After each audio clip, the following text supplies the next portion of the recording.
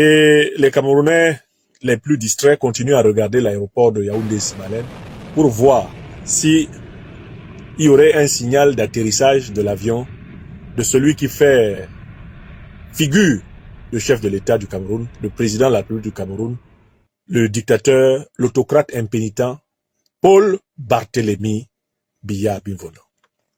Mais j'insiste à nouveau ce soir pour leur dire que ce n'est pas vers l'aéroport qu'il faut regarder. Parce que dans cet aéroport, que Paul Biya arrive en marchant, plutôt en trottinant, du mieux qu'il peut. Que Paul Biya arrive allongé, pour toujours, s'il ne peut pas. Ou que l'on nous dise finalement qu'il n'arrivera pas. La question camerounaise n'est pas liée à ce qui va se passer à l'aéroport de Yaoundé-Simalène. La question camerounaise est liée à ce qui va se passer dans les casernes. Parce que le pouvoir est de facto entre les mains des militaires. Je recommence une deuxième fois. Les Camerounais ne doivent pas regarder l'aéroport, ils doivent surveiller leur caserne. Les Camerounais ne doivent pas s'inquiéter de l'état de santé, de coma ou de mort de Paul Biya. De toute façon, Paul Biya ne gouverne plus le Cameroun. Son âge avancé, son incapacité liée à sa sénilité sont une évidence incontestable.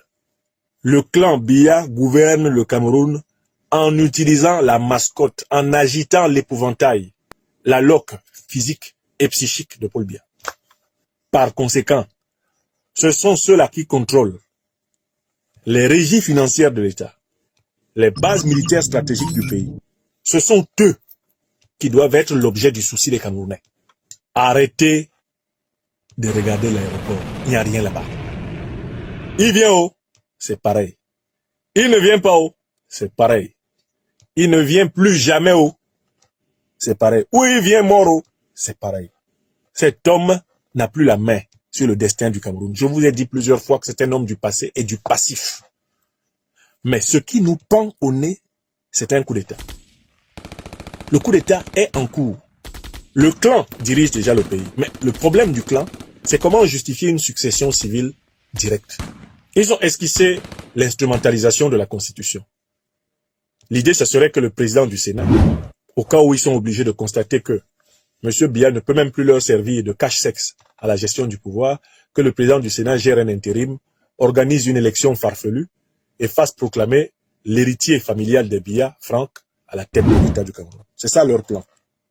S'ils s'agitent, s'ils ont fait venir des tas de ministres à Genève, s'ils ont fait venir même des militaires, des officiers à Genève, c'est parce qu'ils préparent ça. Ils préparent le braquage du pouvoir. Mais, comme je vous l'ai expliqué hier, et comme je vais l'expliquer tous les jours, la voie qui a été prévue par Paul Biya, c'est-à-dire que Niat ou bien Aboubakari, le Lamido de Rebouba, ou bien le 3e vice-président, le 4e vice-président du Sénat, organise des élections truquées pour son fils Franck. Cette voie-là, eh bien, la France-Afrique ne la soutient pas. La France-Afrique ne soutient pas cette voie. Et voilà pourquoi la ligne directrice des médias officiels français est de lyncher Biya et de lyncher tous ses héritiers choisis par lui. La solution que la France-Afrique semble avoir choisie pour le Cameroun correspond parfaitement au scénario que nous avons vu à Libreville avec Oligui Nguema. C'est la solution que nous avons vue à Conakry avec Mamadi Doumbouya. Il s'agit de susciter un putsch au semblant, au vernis révolutionnaire, mais à la réalité réactionnaire, un putsch néocolonialiste. Les Camerounais pourraient commencer par être bluffés par l'effet spectaculaire de ce changement à la tête de l'État, en disant « Ah oui, enfin on est débarrassé des Biya, nous voilà rassurés ». Quelle erreur! Il s'agit en réalité de maquiller la reconduction du système néocolonial à travers une nouvelle marionnette. Je vous dis bien le syndrome Oligui Nguema, le syndrome Doumbouya, le syndrome Mahamat Déby, c'est ça qui est en train d'attendre le peuple camerounais. Par conséquent, mais il ne reste plus que 2 scénarios en faveur du peuple camerounais. Dans cette situation, soit une aile révolutionnaire panafricaniste patriotique de l'armée triomphe de l'aile réactionnaire et la soumet dans l'intérêt du peuple camerounais, soit le peuple camerounais, par une mobilisation exceptionnelle du nord au sud, de l'est à l'ouest, en passant par le centre, obtient précisément l'ouverture d'une période de transition inclusive pour redéfinir l'État.